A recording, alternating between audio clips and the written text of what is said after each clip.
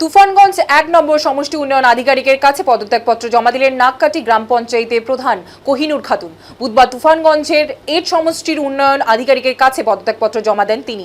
তুফানগঞ্জ বিধানসভা কেন্দ্রের অন্তর্গত নাককাটি গাছ গ্রাম পঞ্চায়েতের সবথেকে বড় গ্রাম পঞ্চায়েত। ৩০ জন পঞ্চায়েত নিয়ে এই গ্রাম পঞ্চায়েতটি গঠিত। সংখ্যাগরিষ্ঠতার দিক থেকে তৃণমূল ছিল ২০ জন এবং বিজেপি ছিল ১০ জন পঞ্চায়েত। রাজ্যের পালাবদলের পর একের পর এক পঞ্চায়েত প্রধানের পদত্যাগ করা শুরু করেছে। নাককাটি গাছ গ্রাম পঞ্চায়েতের প্রধান কোহিনুর খাতুন জানিয়েছেন, শারীরিক অসুস্থতা এবং ছোট্ট সন্তানের শারীরিক অসুস্থতার কথা চিন্তা করে নিজের পদ থেকে সরে দাঁড়িয়েছেন তিনি।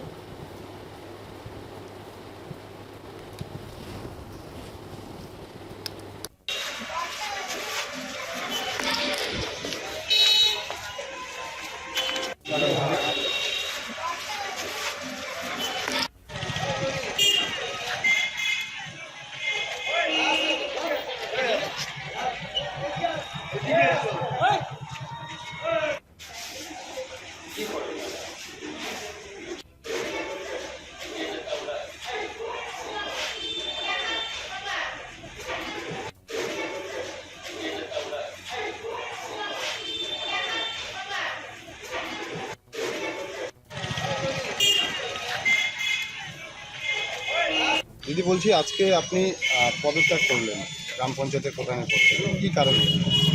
আমার শারীরিক অসুস্থতার কারণে আমার ছোট বাচ্চা নিয়ে জীবিকা আসাও টাইম মতো অসুবিধা হয়, তার জন্য আমি নিজের থেকে আসতে পারি। না, এই যে রাজ্যে পালা বদলের পর থেকে একের পর এক গ্রাম পঞ্চায়েত প্রধান পদত্যাগ করছে, এবার আপনি করলেন, এর পেছনে কি কোনো রাজনৈতিক চাপ রয়েছে বা কিছু কি রয়েছে? না, সেরকম কোনো চাপ নেই, আমারই অসুবিধা হয়, তার জন্য আমার ছোট বাচ্চা না টাইম মতো আসতে লাগবে জীবিতে, আমাদের অসুবিধা হয়। দল বদলের কোনো চিন্তা ভাবনা রয়েছে কি? দেখি আগামী দিনে চিন্তা ভাবনা করবো, আপাতত কোনো চিন্তা ভাবনা নেই। আপনার আসন সংখ্যা কত? আমাদের 30টা পঞ্চায়েত, তার মধ্যে আমাদের ফুটে আছে আর বিজেপি হয়েছে 10টা। কি নাম? আমার নাম কোহিনুর খাতুন, আমি নাককাটি গাছ গ্রাম পঞ্চায়েত প্রধান। দিদি বলছি, আজকে আপনি পদত্যাগ করলেন গ্রাম পঞ্চায়েত, তা বেশিরভাগটাই তারা রিজাইন দিল, কি বলবেন এই বিষয়ে? দেখুন, বাংলায় পরিবর্তন সরকার এসেছে, কারণ তৃণমূল একটা দুর্নীতিযুক্ত দল, প্রত্যেকটা ক্ষেত্রে দুর্নীতি করেছে। তারা জনরোষ থেকে বাঁচতে স্বইচ্ছায় তারা পদত্যাগ করছে, কারণ আজকে বাড়ি থেকে তারা বেরোতে পারছে না, বিভিন্ন জায়গায় লুকিয়ে থাকতে হচ্ছে। তো আজকে মানুষ যখন পরিষেবা পাচ্ছে না, অঞ্চলে যাতায়াত করতে পারছে না, তারা মানুষ পরিষেবা থেকে বঞ্চিত হচ্ছে, তাতে একটা ক্ষোভ তৈরি হচ্ছে।